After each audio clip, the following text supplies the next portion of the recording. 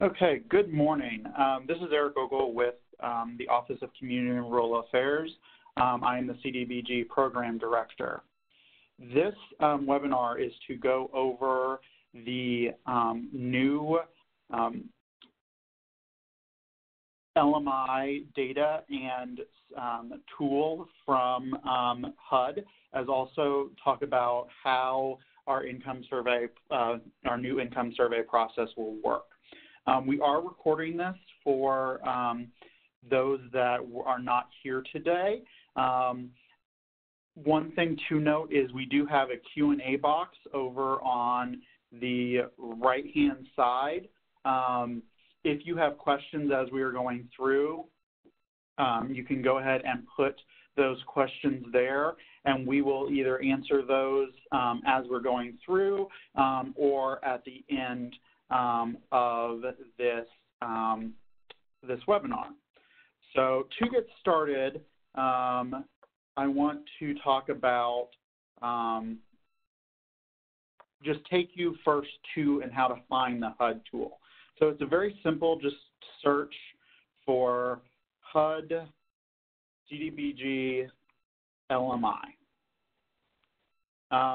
Once you have done this, obviously I've done this quite a few times. This is normally the first one that comes up, and it's the ACS 5-year 2011 to 2015 low mod income. So this is the main LMI page for HUD and related to CDBG. On this page, you find all the details of how they determine it and all of this information. This year, HUD is using a different data source than they have in the past, and they have made a number of changes to the data sources. So on this page, you will see over here on the right-hand side where it says Map Application. When you click on that, that takes you into a app that is part of ArcGIS, and HUD developed this for use by all of their grantees and sub-grantees. So once you go here, you'll go to this page, landing page that has some information on it, and you can either click on View Application on the right-hand side, or you can actually click on the icon over here on the left-hand side. And both of those will take you actually into the application itself. So unlike in the past where you had an Excel file where you looked at to find the place or county or township data, now we have a map. And this for us is a little bit easier, and for those of us that are visual, it's easier for us to see you know, some of these details. So we're going to start with an example in Bartholomew County. So I'm just going to type Bartholomew.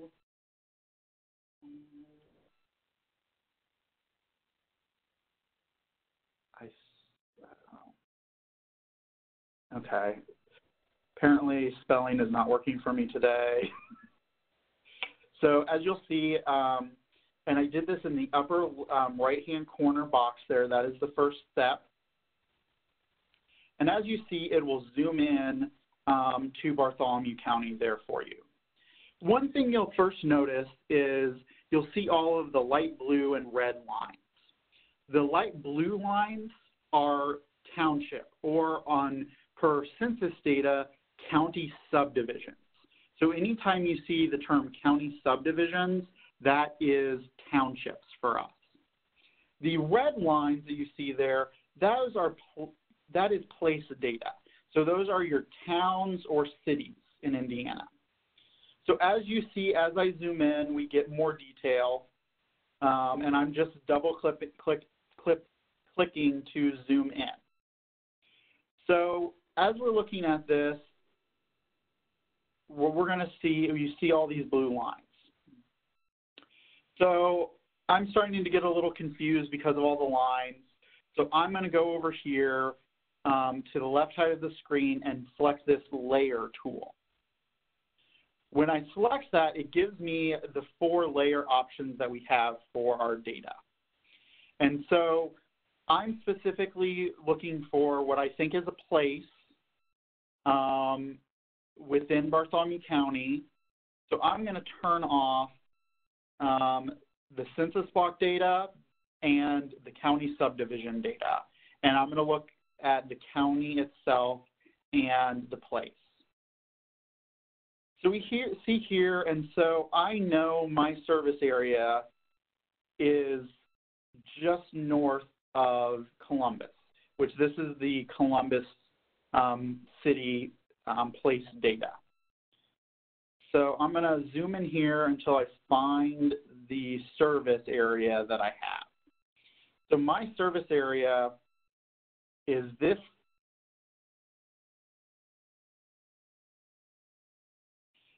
little area right here in the middle. So that's my service area.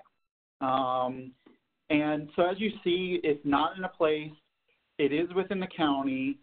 So, but what I need to do now, and this is where the big difference comes in, is I need now to determine what is the lowest level data that this map has for this service area. So this is where I go back to the layers and I say, okay, well, county is definitely too large. County subdivision, there's no place, so I'm going to click that. So let's look at county subdivision first. Okay, well, I don't see any blue lines on when I zoom in. So I'm going to zoom out until I see some blue lines. Okay, so there I see the blue lines.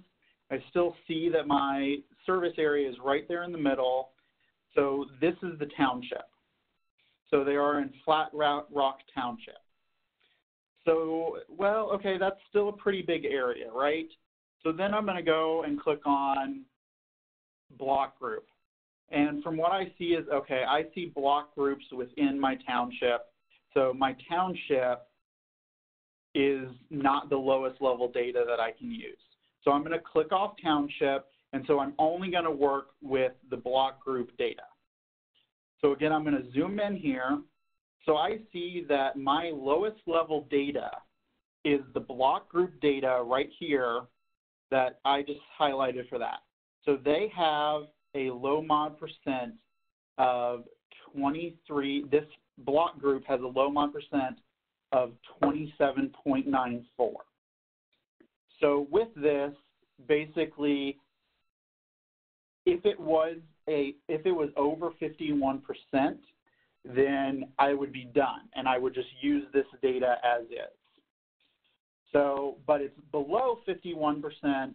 So at this point, I would go over here under the selection tool, make sure only the block group is selected, do a rectangle, do the rectangle over my service area. It highlights the entire block group. Now, again, this is the lowest level data that's available. So HUD now says I can use this data to determine my LMI percent. So then once that has been highlighted and selected, I will then click on those 3 dots and click Export to CVS. The reason you will need this file, and it'll open as a Excel document, is because this file is one of the items that you're going to send to Matt Wakefield when you request approval to do your income survey. So that is what it looks like, and you'll see more of this, and we'll go into more details of how you will use these when you have multiple census blocks. So that's sort of a first run example of how you go through this process and use this map. One other feature that I want to kind of show you is the different options you have for the type of map. So right now we're using an imagery map, which is basically just a satellite image. as you just saw, I went and clicked on this second box here over on the left, and it popped up all these other options. For me, I tend to like the street view because it allows me to actually see the streets, and as I zoom in more, it populates the street names. So sometimes on the phone, I'll be talking with a community or a grant administrator, and they'll say, oh, well, it's around this area, and it's in between, the service area is between County Road and Mar Road. And so I can see, okay, this is the service area, and that helps me do it. There's other ones, though. The National Geographic one is also kind of a nice one. It adds some topography in there, and so you can see things a little bit differently. And so that is how you will do it. So one other thing before we leave this example is with this block group, you saw that you had your low mod percent right here of 27.94. The other number that is important that you will want to make sure you write down is this low mod MOE. So MOE stands for margin of error. And under HUD's new guidance, they no longer use confidence intervals. And so in the past, we had confidence intervals of 4 or 5. We now use an MOE of, we now use the margin of error to determine the survey sample size. So let's say you submit the letter to Matt Wakefield with the documentation, and we approve you doing an income survey for this area. To determine your sample size, you will use a couple pieces of information from this data. So your first is your low mod universe, which is 680, and then the second is your MOE. If your MOE is above 10%, so if this number, since this is 13.68, that is above 10, so you will use 10. If it is below, so if this number were like 9, you would use the 9. And I'll show you where you use those in just a second here. So now that I've done that, I'm going to go ahead and open another tab, if it allows me to.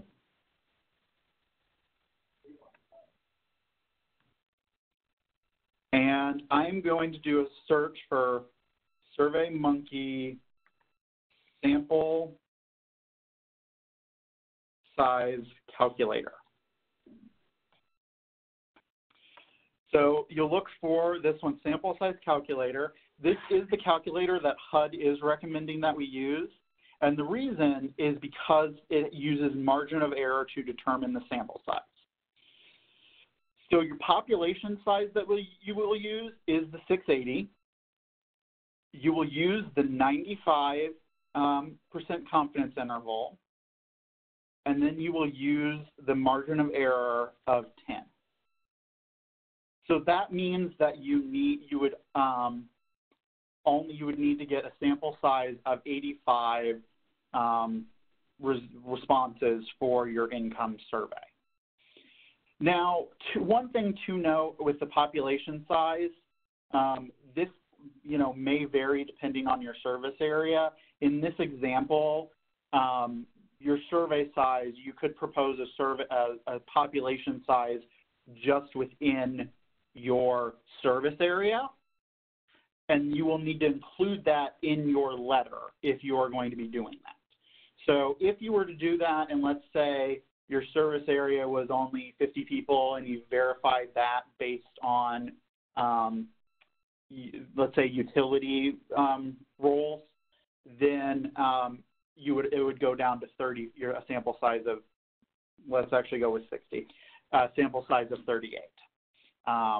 So that is how that works, and that's how that process goes. So right now we're going to check to see if we have any questions. And it does not look like we have any questions right now in the Q&A.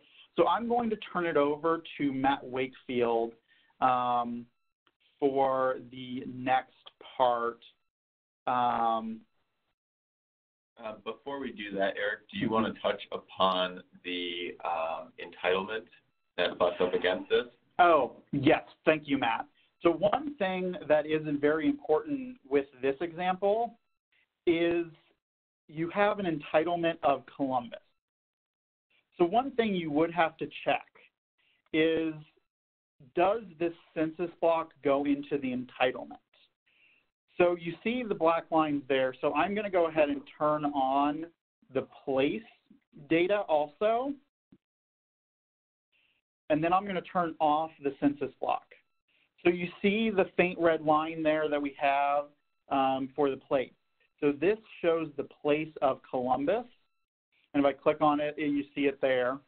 And so I see those lines. So the lines are this West County Line Road 500 North and Mar Road.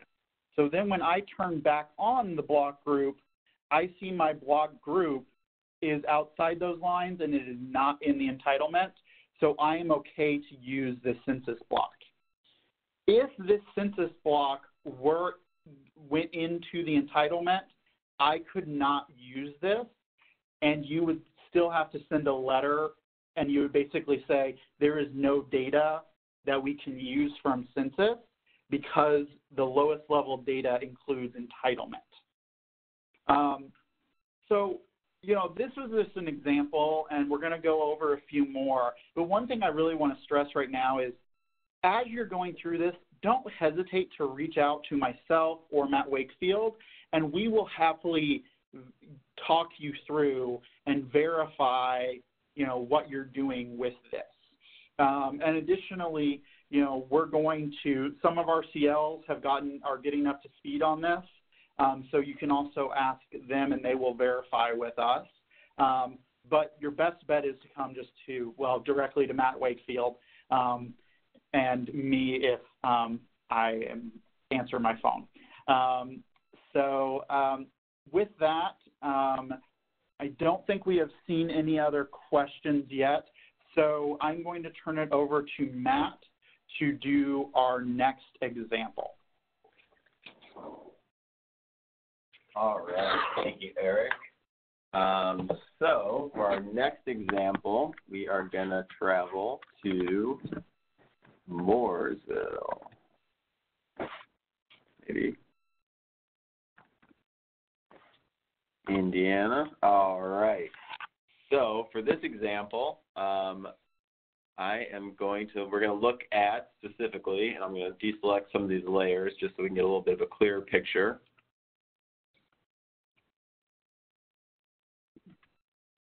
So what we're looking at for Mooresville, and even Eric I like a little bit more of a cleaner map than Eric, so I can see what's going on.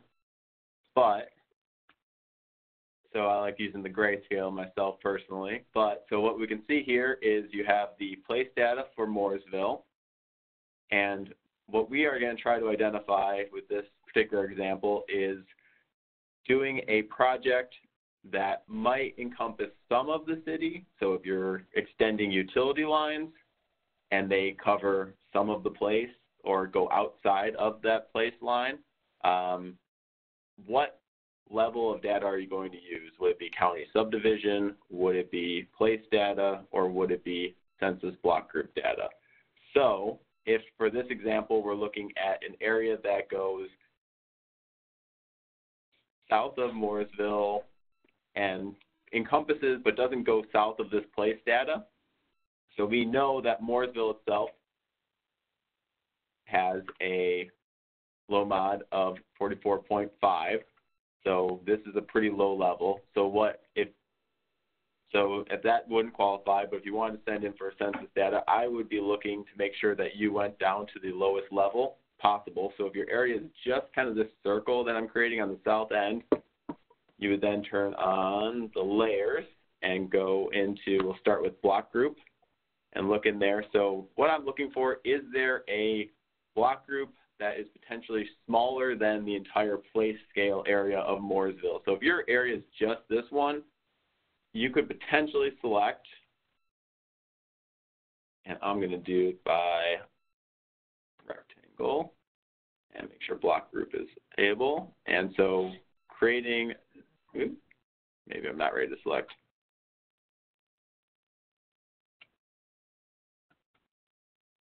So creating the rectangle in this particular area, we're staying inside the place data, because if you go outside the place, then you couldn't use that place data for Mooresville itself. So this block group is going to be smaller if we zoom out than the actual place data for Mooresville, which is going to encompass a larger area. So this would be the smallest layer or level of data that would be available to you. And so I'd want to do a quick check. So I'm going to clear that really quick and run it against what would be the county subdivision data as well. So I'm going to keep the place data on there and then run the county subdivision data. And as you can see, that's even larger than Mooresville itself.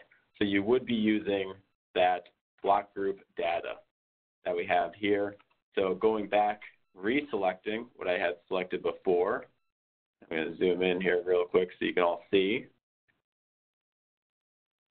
And reselecting that area south, that would be our service area that you're using. So then this is where you're going to be pulling this data, because we have more than one. I can't just click and see what that low mod income is. We would need to do a calculation. So I'm going to be pulling this data into the CSV file, opening that up. And what we're going to find here is that we have three different block group tracks. And the information that we're looking for specifically is that low mod and the low mod universe. And using these, we're going to calculate. What you cannot do is find the average of these low mod percentages that are calculated. So each one of these has its low mod percentage. You cannot average those. What you need to do is sum the low mod and then divide it by the sum of your low mod universe. So in order to do that, we're going to auto sum that number there. And then using the low mod universe, which is the total population within the area that I selected, I'm going to find that. So then what I would need to do is divide this number by this number to see what the actual low mod universe percentage is for the areas in which I selected. So in order to do that, I just do a quick calculation here. Enter, and as you can see, it would then qualify under the low mod percentage as a calculation of those. Now, let's just pretend that this did not come out to 51%. Say it's only 50.5, and you would then need to do the Surveymonkey Calculator. What you're going to want to do is find that margin of error. And this obviously isn't a great example because they're all well over 10%, but let's just do, for the sake of this example, let's imagine that these are not all over 10%, and this one is 9, and these two are 10. Which margin of error are you going to select to put into that Surveymonkey calculator, because you can only select one of them? What you're going to look at is your low mod universe, because this is your population right here. You're going to find the service area.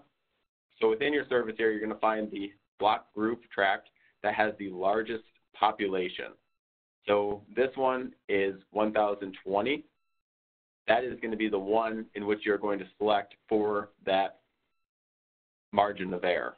And so this one, for the example, we made this one 9%. So you would use that 9% as your margin of error, and it's always going to be the largest one. So that would be that part of it. And one thing that's important to know, so once you get that above 51% LMI from census data, what that is, you're done.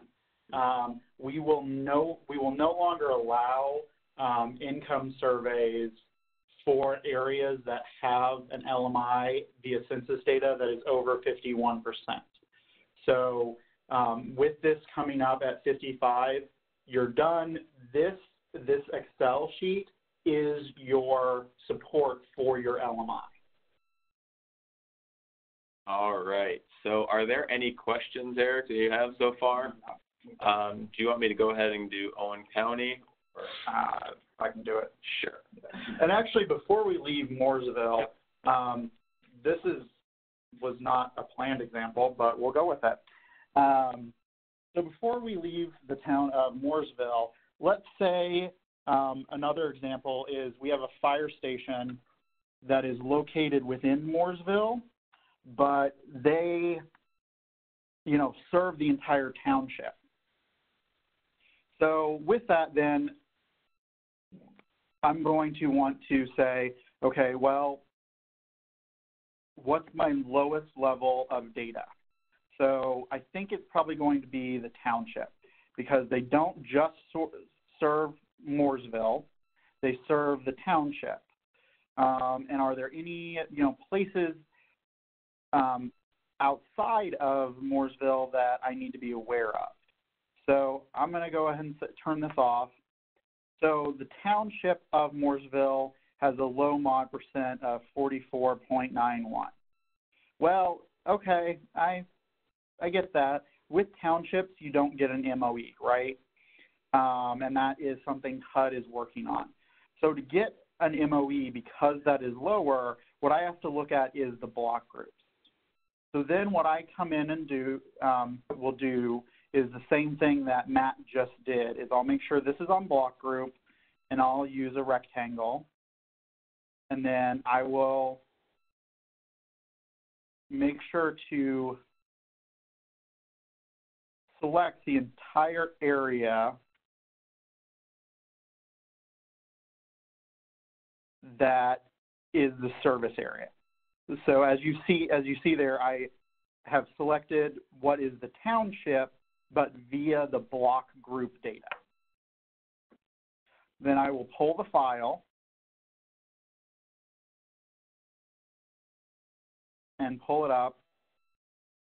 So for those of you that are wondering if the block group data and the township data match, you can also do this.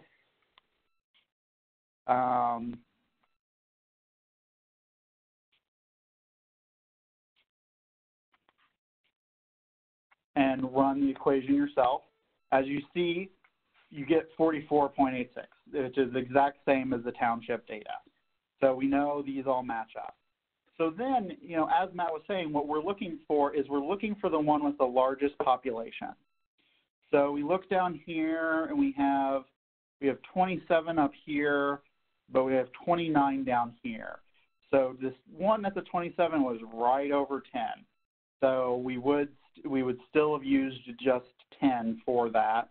This is the largest one. It's at 12, so we'll still use 10 for the calculation. So that is how that works. So just wanted to show how you would do that for a township level piece.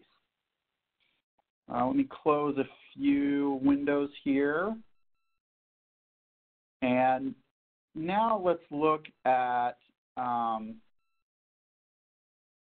County. So here is Owen County, and they have a low mod percent of 41.27. So again, I'm going to change my map option because this is too confusing for me. So I'm going to use this USGS one. So we don't care which one you select. That's up to you. So I'm going to zoom in here to Owen County. And I actually made a mistake. I don't like this map. So I'm going to go back to Street View. So I'm going to zoom in.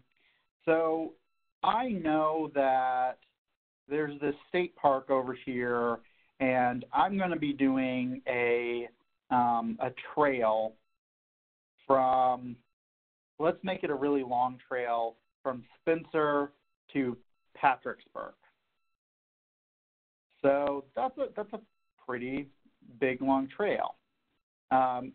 And actually, the trail is also going to go to Ellisville. So we have a nice long trail over here from Ellisville. So, okay, so my trail now goes outside of the county. So I'm looking at the county data, and okay, so 41 and 50, so there's that.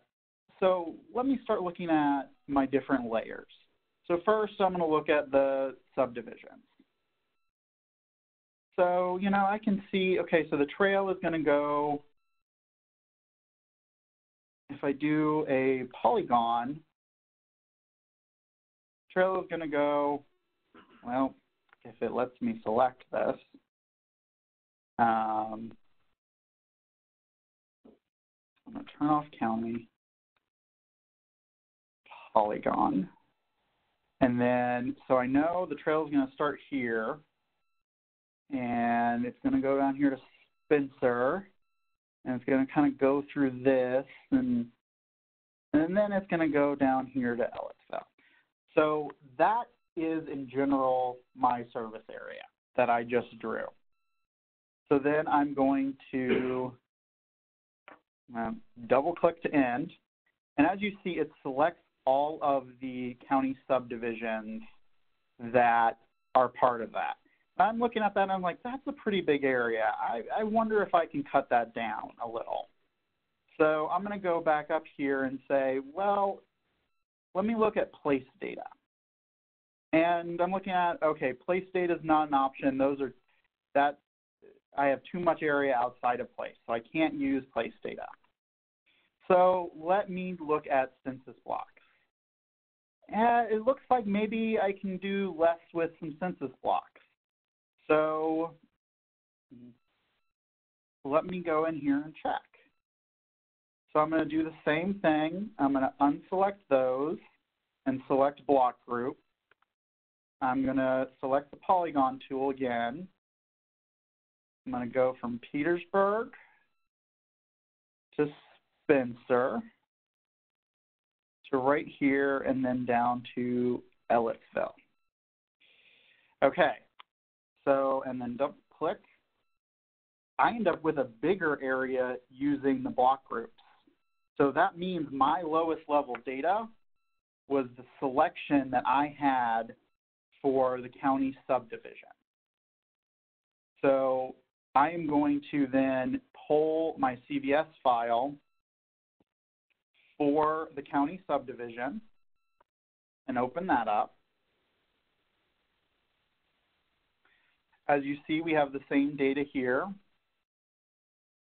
And then I'm going to calculate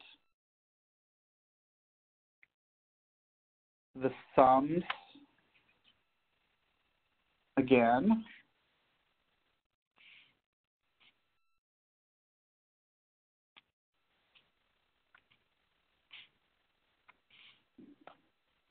And I get 40.6. So I'm below the 51%, so I can apply for an income survey. And if I approve that, you know, one of the things that we ask you to include is the MOE. Well, as you see from this data, because this is county subdivision data or township data, we don't get MOEs. So then what I do have to do is I do have to go back to my block group data, pull the CVS file, look for the highest low mod universe, which is this 3,000. See that MOE is at 12, so I will use 10% or 10 for this. So then if I'm approved to use the income survey, then I would use that 10% for that MOE. So one thing before we are done here, and do we have any questions? No questions yet. We do have one question. How often will the LMI data be updated? It states 11 through 15. So the LMI data, based on what HUD has said, is it will be updated every year. And so next year, the data would say 2012 to 2016. And so that's how that, at least based on what HUD has said, will work. So before we leave here, I want to go back to our Surveymonkey sample size calculator and just show you what a difference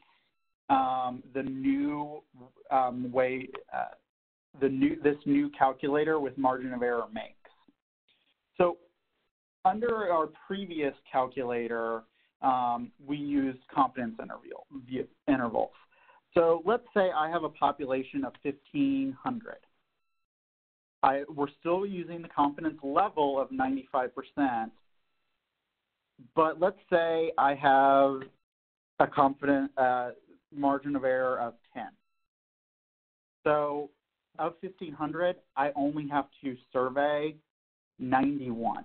This is a substantial decrease from our previous sample size calculator.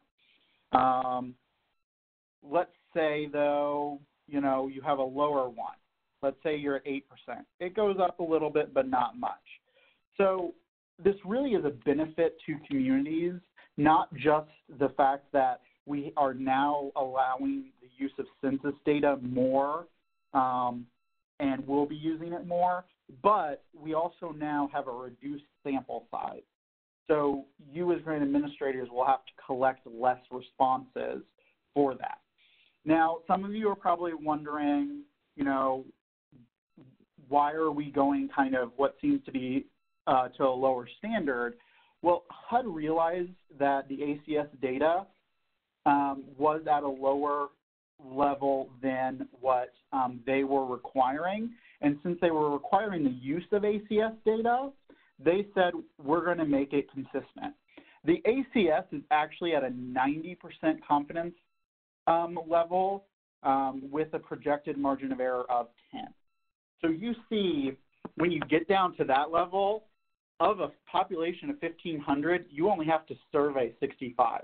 So that is what the ACS uses.